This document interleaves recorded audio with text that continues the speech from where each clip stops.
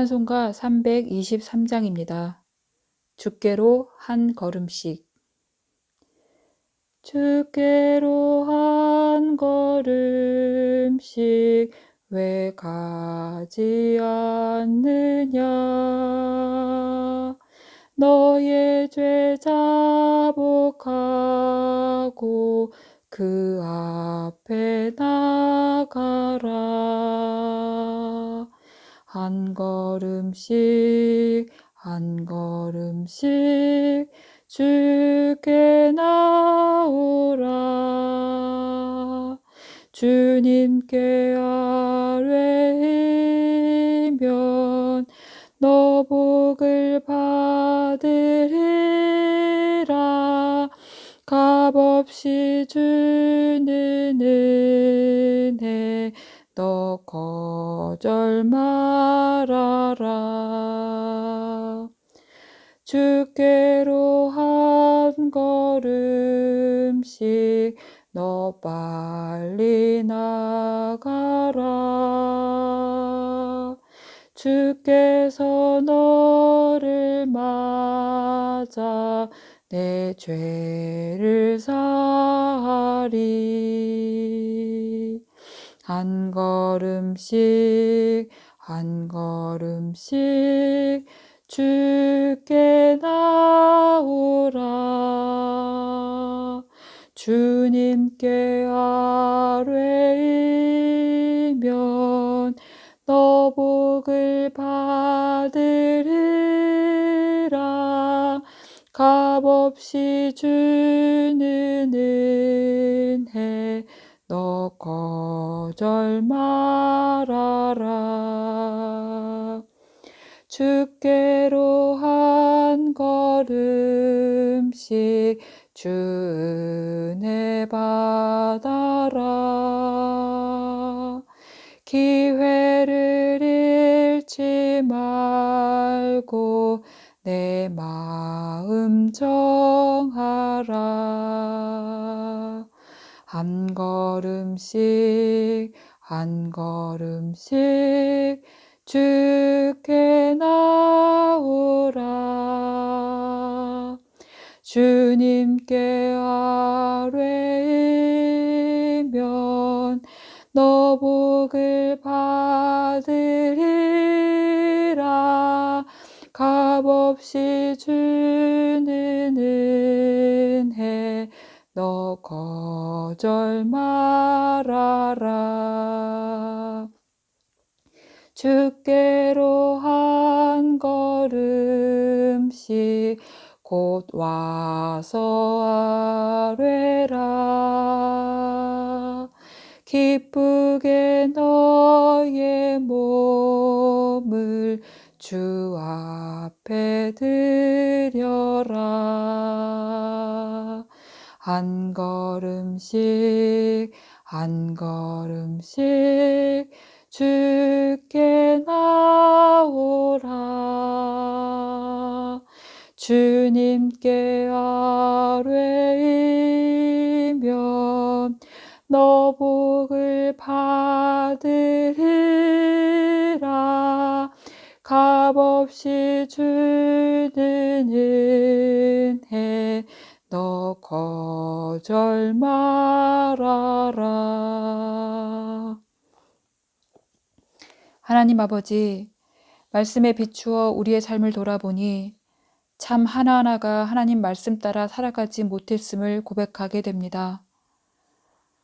그러나 말씀이 우리를 인도하셔서인지 어떤 자책보다는 삶에 결단이 생길 만큼 하나님의 말씀은 우리를 더욱더 하나님의 품으로 인도해 주신다는 그런 믿음이 생겨나니 감사합니다. 주님, 오늘도 바라기는 우리가 말씀 앞에서 되돌아서지 않고 말씀이 우리를 인도해 가실 때 순전한 마음으로 그것이 가장 좋은 길임을 알고 따를 수 있는 믿음 주옵소서. 하나님의 돌보심을 우리가 정말로 안다면 하나님은 왜 나를 안 도와주시냐고 쉽게 말할 수 없을 것 같습니다. 하나님의 말씀처럼 정말 졸지도 주무시지도 않고 오기야 금이야 돌보시는 하나님이 계시기에 우리가 오늘도 넘어졌으나 일어설 수 있는 것이고, 앞이 막힌 것 같으나 돌아갈 길이 열려 있다는 것도 믿으며 살게 됩니다. 어떤 작은 것 하나에도 하나님이 돌보시기에 내게 허락되었음이 고백되어지고, 하나님이 때에 따라 주시는 은혜가 있음을 알기에 오늘도 하나님의 때를 기다리며 이 믿음만 변치 않고 나아갈 수 있도록 인도하여 주옵소서. 세상이 아무리 좋아 보여도 하나님께는 아무것도 아니며 그보다 더 좋은 것을 이미 가지고 계신 하나님을 우리가 아버지로 부르며 기도하는 것, 이 자체가 세상 다 가진 자의 기쁨이고 행복임을 알고, 오늘도 하나님 안에서 울고 웃으면서 언제든지 하나님을 찾는 자들을 외면하지 않으시는 주님의 그 품 넓으신 마음 안에 오늘도 우리의 작은 기도를 올려드리며 고백합니다. 주님만 믿고 말씀 따라 가는 한 걸음, 참 소망을 따라 살아가는 이 한날 되게 인도하여 주옵소서. 우리의 모든 것을 아시는 주님께 우리의 모든 것을 맡기며 예수 그리스도의 이름으로 기도드립니다. 아멘. 오늘 우리에게 주시는 말씀은 신명기 22장 5절입니다. 신명기 22장 5절입니다. 우리 한 목소리로 봉독하시겠습니다. 여자는 남자의 의복을 입지 말 것이요 남자는 여자의 의복을 입지 말 것이라. 이같이 하는 자는 내 하나님 여호와께 가증한 자이니라. 아멘. 거룩한 백성으로 살아가기 위해서는 하나님의 창조 질서에 합당하게 살아가야 함을 말씀하시면서 오늘은 복장에 대해서도 말씀하고 계십니다. 5절을 잘 보시면 복장을 입는 방식 중에서 이성의 의복 착용을 금하는 규례를 말씀하고 계십니다. 그렇다면 하나님은 거룩한 백성들에게 왜 남녀가 옷 바꿔 입는 것을 금하고 계실까요? 우선 복장은 사람의 신분을 나타내고 무슨 직업군인지 보여주는 표식이 됩니다. 교복, 경찰복, 군복, 의사 가운 이런 걸 보시면 한눈에도 무슨 일을 하는지 식별이 되는 복장입니다. 그처럼 하나님의 백성들도 하나님 백성임을 한눈에 알아볼 수 있는 옷을 입어야 한다는 것입니다. 레위기 말씀에서 하나님은 제사장들을 세우시면서 그들에게 머리부터 발끝까지 꼼꼼하게 입혀주셨던 옷이 있습니다. 그것은 거룩한 옷, 성결의 옷입니다. 모든 복장의 마무리격인 이마의 금패에도 여호와께 성결이라고 새겼습니다. 베드로 사도는 구약의 제사장들을 하나님의 택하심을 받은 자들로 폭넓게 해석하면서 이렇게 말씀합니다. 베드로전서 2장 9절입니다. 너희는 택하신 족속이요 왕 같은 제사장들이요 거룩한 나라요 그의 소유가 된 백성이니 이는 너희를 어두운 데서 불러내어 그의 기이한 빛에 들어가게 하신 이의 아름다운 덕을 선포하게 하려 하심이라. 그러니 하나님 택하신 자들, 하나님의 소유 삼으신 백성들은 모두 거룩한 옷, 성결의 옷을 입어야 한다는 말씀입니다. 그것이 하나님 백성다운 옷이기 때문이죠. 하나님 백성다운 옷을 입고 해야 할 사명도 이어서 말씀하고 계시는데요. 그것은 너희를 어둠에서 불러내어 구원의 빛으로 들어가게 하신 하나님의 그 크신 덕, 즉 그 구원의 은혜를 찬양하고 선포해야 하는 사명을 말씀합니다. 그래서 하나님의 자녀들이 입어야 할 복장은 하나님의 거룩한 자녀인지 바로 식별 가능한 그런 옷, 거룩한 행실이라는 것입니다. 요한계시록 19장 말씀은 어린 양의 혼인잔치를 보여주는 말씀입니다. 7절과 8절을 보시면 어린 양의 혼인 기약이 이르렀고 그의 아내가 자신을 준비하였으므로 그에게 빛나고 깨끗한 세마포 옷을 입도록 허락하셨으니 이 세마포 옷은 성도들의 옳은 행실이로다 하더라. 그렇습니다.